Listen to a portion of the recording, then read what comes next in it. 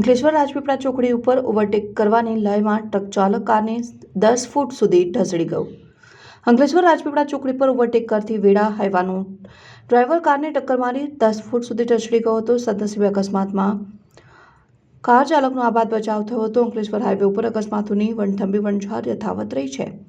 શનિવારના રોજ રાજપીપળા ચોકડી બ્રિજ નીચે એક હાઈવાના ચાલકે ઓવરટેક કરી વળાંક લેતી વેળાએ એક કારને અડફેટે લીધી હતી અને 10 ફૂટ સુધી ઢસડી ગયો હતો. કારમાં ફસાયેલા ડ્રાઈવરે બુમરાણ મચાવતા હાઈવાનો ચાલક રોકાયો હતો અને અકસ્માતને પગલે હાઈવા ઉપર ચક્કાજામ થઈ ગયો હતો અને સદનસીબે કારના ડ્રાઈવરનો આબાદ બચાવ